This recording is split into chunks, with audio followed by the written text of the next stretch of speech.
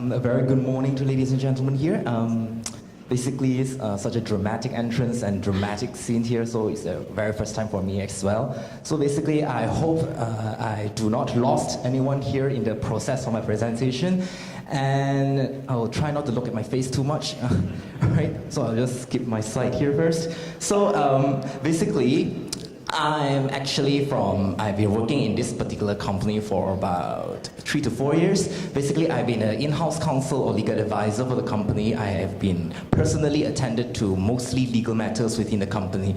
And actually, I can say that this particular company of ours actually provides you very thorough, close follow-ups in relation to your IP matters. Specifically only IP matters. A lot of our clients actually confuses us and thought of us as a law firm.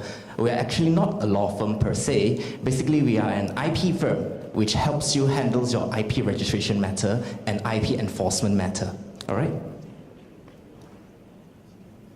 So a little bit about us.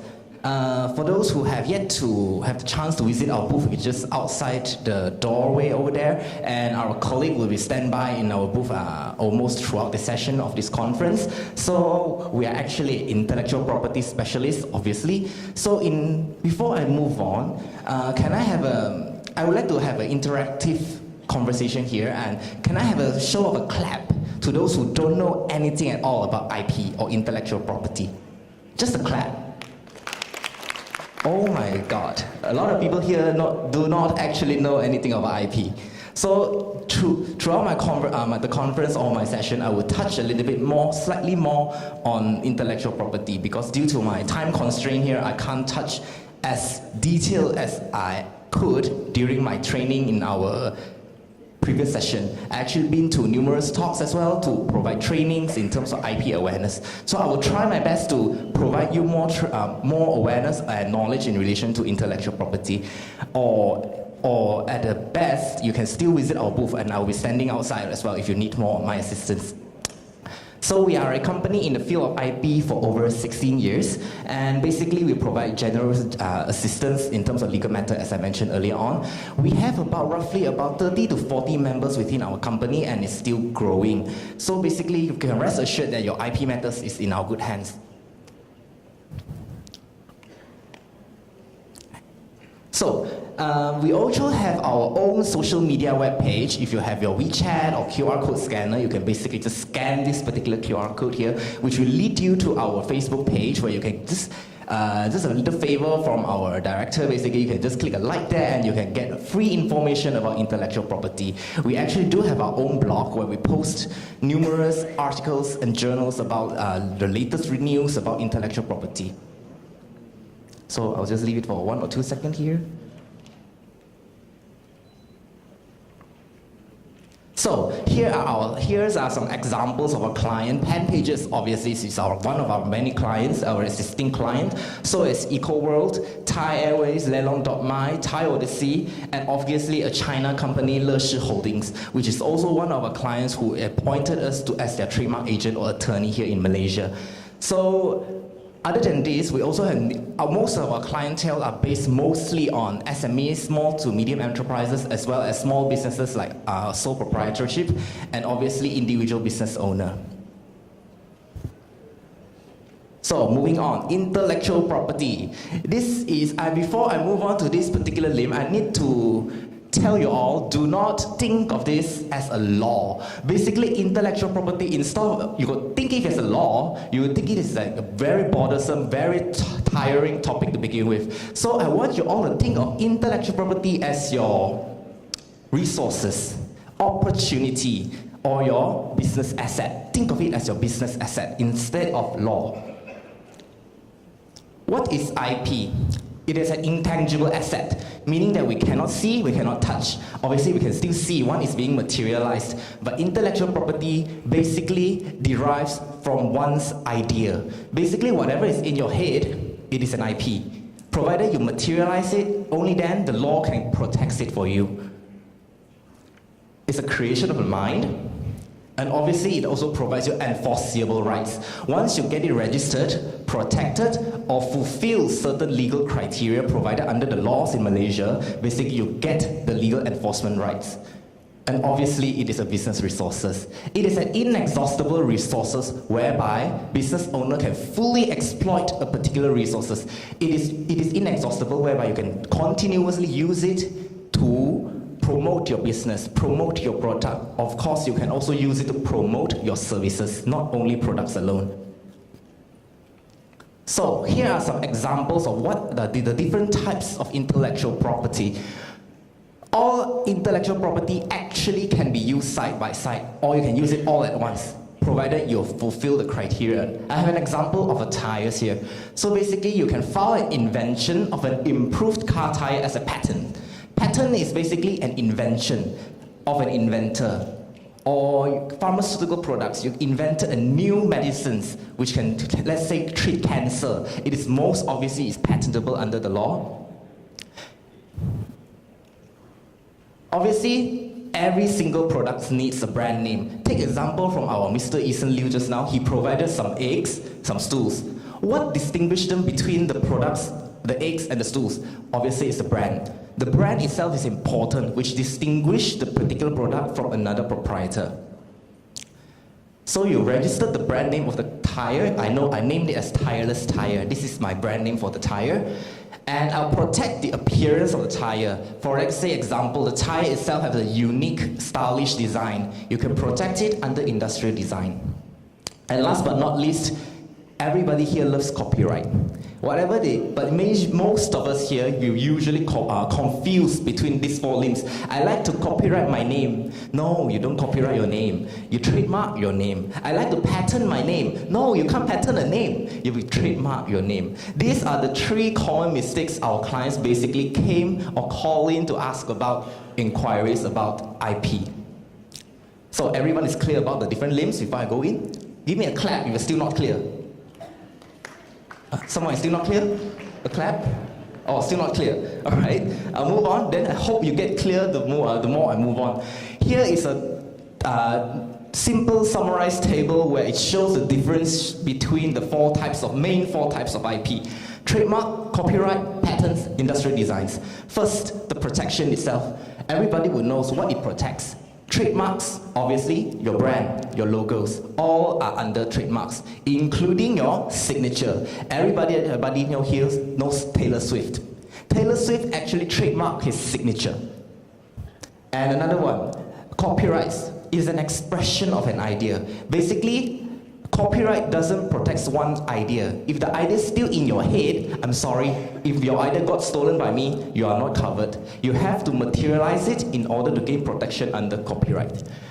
And invention or innovation basically falls under patents. As I mentioned earlier on, invention or innovation basically is a new thing in the world, invented by a particular inventor which is skilled in the particular industry. And last but not least, the least important one of all, the industrial design. Not to say least important, because the design nowadays is really subjective to particular perception. Maybe you may think that this particular design is relatively new, but only in your eyes. Bearing in mind that the novelty point in terms of legal sense needs to be new in the world, not only in your head. So if you only think it's new, I'm sorry, it might not be new in the world. Okay, the next thing is registration. Do you need to register it before you can cover it under and protect under the law? The first thing is trademarks. In Malaysia, congratulations. Malaysia, being a Commonwealth country, still recognizes unregistered trademark. You can still hold certain rights in terms of unregistered trademark, because under the thought of passing off, you are still covered. But it is still highly advisable for you to file your trademark to gain a statutory protection under the Trademarks Act 1976. And for copyrights, in Malaysia, you are also once again lucky. Malaysia, being a Malaysia Boleh country, provides you a voluntary registration system, whereby as long as you host a copyrighted work, let's say you write a book or you created a music, copyright, yes, it's protected automatically as soon as you materialize it, and it's in a form which is recorded, like your DVDs, your pen drive, or even photographs.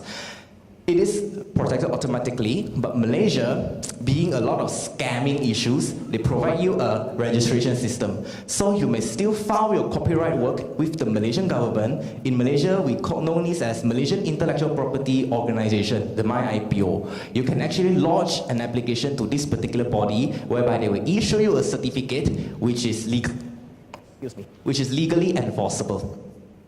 Next, patents and industrial designs. Both of these IP, I'm sorry, you have no choice. You must register it. If you did not register your invention, you did not register your design, I'm sorry, if somebody else copied your design or copied your invention or even used your invention, you can't take any action. You must register it in order to gain protection. The duration itself. Trademarks, I stayed there 10 years, but it's actually forever. As long as you file your trademark, once your mark is successfully registered, you get to renew it every 10 years. Your successors can renew it for you, even you are long gone. So the trademark is actually forever, lasts throughout the period, unless you stop renewing it. That's the end of it. For copyrights, this is another thing. It stays there forever, but it's actually not forever. It says it actually lasts throughout the life of the author, plus another 50 years for the time period. Let's say I am a songwriter, I created a song, I perform it. The song will protect it under the law for throughout my life. Let's say I die young. I die at the age of 50. That means my copyright will last until the day I died, plus another 50 years. After that, it's free to use by the public. So clear? If not clear, clap. All right. So for patents here is actually 20 years upon registration, but you must renew it every single year. We don't call it renewal, but to make your life simple, we call it renewal. We actually know it as annuity, also known as maintenance fee. You need to pay the registry to maintain your invention in the government. For industrial design, it's actually 5 years upon registration, but you get the option to renew for a 5 plus 5 plus 5 plus 5 years, which adds up to 25 years. And the requirements for trademarks, the most important requirement for trademarks, which most of the people here often miss up, is distinctive. People tend to use descriptive phrases, promotional phrases, or things which links their product to their trade names. I'm sorry to tell you all, trade names which is descriptive is actually not registrable. I will show you some examples of what is registrable and not registrable later on, because most of here are brand owners, business owners. The most important thing which runs first is your brand, not your product. Copyrights needs only be original and reduced to material form. For patents and industrial design, new. As I mentioned earlier on, new in the world, not in your head. Okay? Indication, I believe most of us have seen this TM or R. What's the difference between these two symbols? To those who don't know the difference between these two symbols, clap. All right. So basically, the difference between these two symbols is TM stands for trademark, or you say seen in certain Western countries they will use SM. Don't think dirty thoughts. SM stands for service mark. TM stands for trademark. These two you can use on your brand name once you file it as a trademark, or you have the intention to use it as a trademark. For the R, it must be registered trademark before you can use the R indication. If you fuse an R indication before you got your trademark registered, you commit an offense. But in Malaysia, fines up to 500 ringgit, jail term for less than 2 months. So try not to use an R before you got your mark registered. Copyright, C. Everybody saw this design on websites and books and other copyright works. C is the design for it, not for trademark, yeah? Some people would use a C on their brand name, which is not correct. Last one, and industrial design. Basically, these two actually no formal indication for it. Basically, you can just simply indicate it patented or registered, granted design, granted patent. A simple indication would do. Clear? Not clear? Give me a clap, yeah? Somebody's not clear. All right. What is IP? Everybody, whoever don't know this, give me a clap. All right. Everybody knows what an iPhone is. Here is an iPhone. How many IP is within an iPhone? I have two options here. To those who think that there's only 2 IP here, give me a clap. 4 IP, give me a clap. More than 4 IP? Alright, basically these particular iPhones, to be honest, there's only 4 IP. First, industrial design, the layout of the Apple phone. Next, copyright. Copyright means it's the artwork of the display screen. It can be a lot of artwork, or the instruction manual of the iPhone when you purchase the iPhone. Patterns, the home button. They have different function of home buttons now. Fingerprinting, sliding function, all those are under patent because those are technical support which solves a problem in the industry.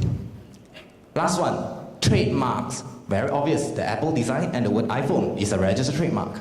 So after this, I believe most of you here are expert on IP already. Oh, I know what an IP is. You won't get fooled by some third person say that you don't know anything about IP.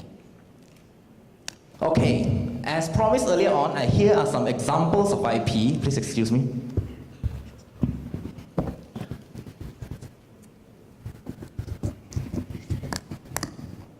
Sorry, my throats are dry.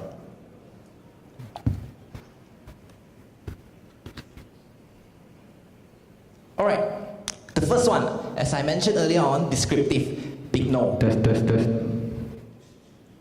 A big no for descriptive words. Pizza Hut, The Face Shop, Post Laju, Malaysia Airlines, Burger King. Are all these registered trademark? Those who think it's not a registered trademark, give me a clap. Okay, everybody is smart here. Okay, all of this obviously is a registered trademark.